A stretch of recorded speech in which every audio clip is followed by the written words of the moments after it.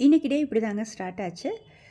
Morning பார்த்தீங்கன்னா, கொஞ்சம் cooking ஒர்க்ஸ்லாம் இருந்துச்சு. அதோட பொடி வந்து பேக்கிங் பண்ணுற வேலைகள்லாம் இருந்தது. கொண்டு போய் குடுக்க வேண்டிய வேலைகளும் இருந்தது.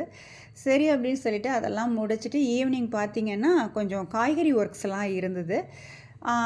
நார்மலா வந்து இப்போ வந்து மழை நேரங்கிறனால காய்கறி விலைகள்லாம் ஏற ஆரம்பிச்சாச்சு. இந்த டயத்துல வந்து பெரிய வெங்காயம், சின்ன வெங்காயம்லாம் ரேட் அதிகமாவே இருக்கும். அது எல்லாருக்குமே தெரிஞ்ச விஷயம்.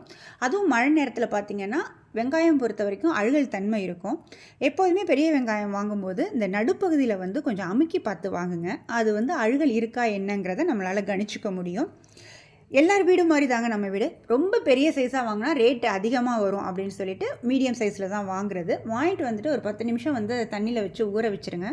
ஊற வச்சுட்டு தோல் ஃபுல்லா ரிமூவ் பண்ணிட்டு, திருப்பி ஒரு தடவ வாஷ் பண்ணிருங்க. காரணம் என்னன்னு கேட்டிங்கன்னா, தண்ணீல எப்படி தான் போட்டு உரிச்சு எடுத்தாலும், அதில வந்து அந்த சின்ன சின்ன தோல்களும் இருக்கும், லைட்டா மணலும் இருக்கும். இந்த மாரி வாஷ் பண்ணி எடுத்துட்டு, ஒரு டர்க்கி டவல்ல ஒல் ஒலர விட்டுட்டு, அதாவது தண்ணி ஃபில்டர் ஆகுற மாதிரி விட்டுட்டு, அதுக்கப்புறம் ஏர்டைட் கண்டெய்னர் பாக்ஸில் எடுத்து ஸ்டோர் பண்ணிக்கிங்க. 4 ஆர் 5 டேஸ்க்கு யூஸ் பண்ணலாம்.